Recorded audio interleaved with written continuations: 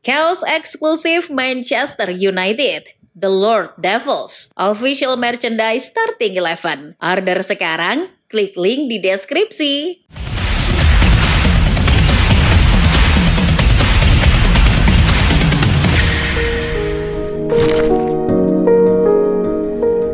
Satu hal yang akan kita temui dalam hidup adalah sebuah perubahan.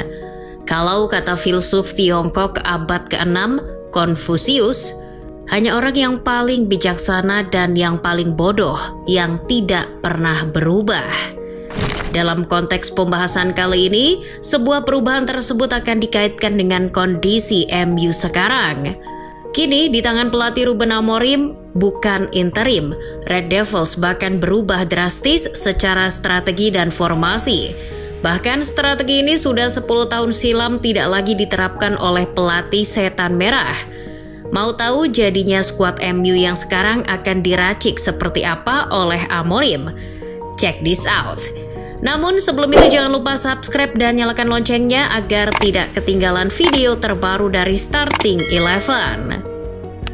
Pasca era Sir Alex Ferguson, kalian masih ingat nggak kalau MU pernah memakai format 3 back?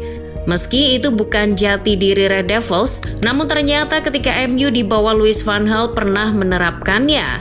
Beberapa pemain untuk menunjang taktik 3 back-nya pun kemudian didatangkan seperti Daley Blind dan Marcos Rojo. Tapi selama 2 musim dengan pakem tersebut, apa yang diraih Van Gaal?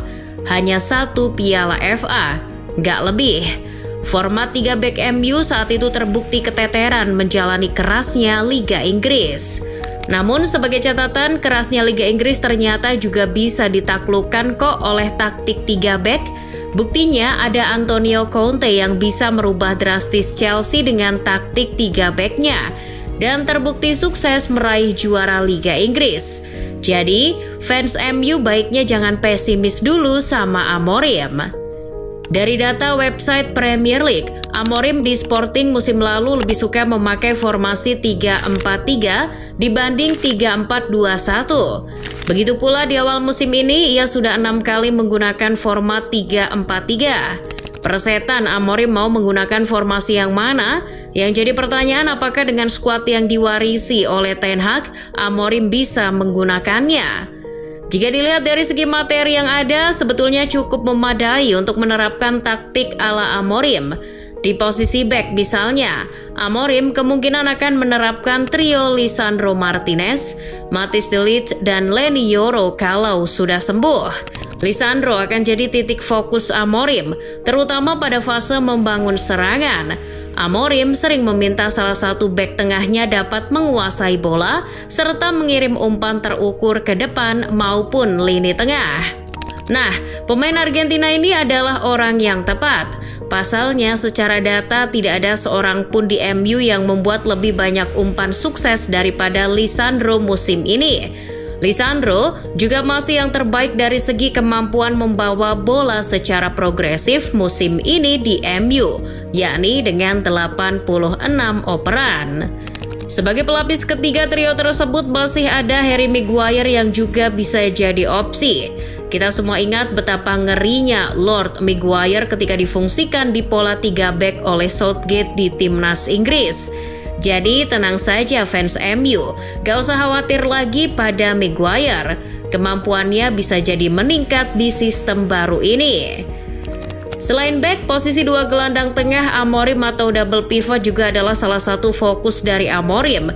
Di posisi ini Amorim akan bereuni dengan Manuel Ugarte, pemain yang diandalkannya ketika di Sporting. Jadi tak usah diragukan lagi lah ya, chemistry mereka berdua. Di posisi double pivot, Ugarte akan difungsikan lebih bertahan oleh Amorim.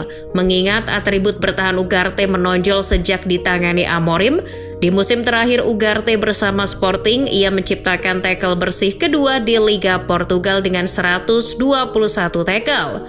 Tak hanya tackle, secara akurasi umpan, pemain timnas Uruguay ini juga tercatat memiliki akurasi umpan terbaik di skuad Amorim musim 2021-2022 dengan 91,6%. Ugarte nantinya akan ditemani salah satu dari Kobbie Mainoo, Christian Eriksen, ataupun Casemiro. 3 pemain tersebut mempunyai kapasitas mendampingi Ugarte. Ketiganya punya penetrasi ke sepertiga akhir pertahanan lawan dan punya kemampuan tembakan jarak jauh yang berbahaya.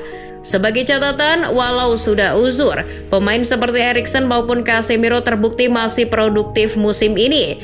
3 gol sudah dicetak Casemiro dan 4 gol telah dicetak Eriksen, jumlah gol yang bahkan lebih banyak dari striker MU Joshua Zirkzee ataupun Rasmus Højlund. Selain double pivot, posisi yang jadi titik fokus di sistem Amorim adalah wingback.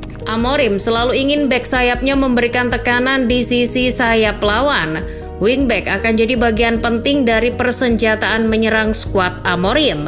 Masih ingat, Amorim dulu di Sporting sempat melahirkan wingback handal seperti Nuno Mendes maupun Pedro Porro. Taruhlah Dalot ditempatkan sebagai wingback kanan dan Mazraoui di wingback kiri. Namun untuk urusan menciptakan peluang, kedua pemain tersebut tampaknya harus digembleng keras oleh Amorim. Pasalnya, kalau melihat data yang dilansir dari website Premier League, keduanya total baru ciptakan 12 peluang saja musim ini. Atau mungkin bisa juga Amorim mencari cara lain, yakni menyulap pemain sayap untuk dijadikan wingback. Amad Diallo atau Garnacho misalnya. Amorim dikenal punya track record sukses mengubah peran para pemain muda. Bisa dilihat di Sporting musim ini, ia sukses menyulap pemain sayap 17 tahun yakni Giovanni Quenda menjadi wingback. Dari posisi wingback beralih ke 3 pemain yang akan ada di sektor penyerangan. 3 penyerang di format Amorim akan bergerak fleksibel, artinya tidak terpaku di satu posisi saja. Apakah itu dengan 3-4-3 atau 3-4-2-1? 3 penyerang Amorim akan saling bergerak mencari ruang, seperti halnya apa yang diterapkan Pedro Gonçalves, Francisco Trincão, dan Victor Gyökeres di Sporting. Meski fleksibel secara pergerakan, namun secara pakem Amorim punya satu striker yang ditugasi layaknya sebagai target man. Kalau di Sporting, Amorim mengandalkan Victor Gyökeres. Nah, di Old Trafford nanti Amorim bisa menggunakan Rasmus Højlund, sama-sama tipe striker Skandinavia. Højlund bisa jadi tambah ngeri jika dipoles Amorim. Posisi Højlund nantinya akan di-backup oleh Joshua Zirkzee. Sementara itu, 2 penyerang di samping atau belakang Højlund, Amorim bisa memakai pemain seperti Rashford, Garnacho, Amad Diallo, Antony maupun Bruno Fernandes. Kalau ambil contoh kasus seperti di Sporting musim ini, posisi tersebut ditempati oleh Pedro Gonçalves dan Francisco Trincão. Mereka berdua lebih difungsikan bergerak secara inverted ke area pertahanan lawan, alih-alih melebar ke sayap. Hal itu bisa diterapkan Amorim di MU dengan memasang Bruno Fernandes di sisi kanan dan Marcus Rashford di sisi kiri. Sementara untuk posisi lebar lapangan atau sayap akan dieksploitasi oleh 2 wingbacknya. Tapi jika Amorim ingin sisi sayapnya lebih eksplosif, Garnacho, Amad, atau mungkin Anthony Gosling bisa dicoba di posisi tersebut. Pemain tersebut bisa ditugaskan lebih agresif untuk menyisir sisi sayap lawan bersama dengan wingback. Dengan begitu, banyaknya variasi di sistem Amorim ini, maka diharapkan pemain MU jadi lebih sulit ditebak. Siap-siap saja, MU di bawah Amorim bakal tambah ngeri, Bung.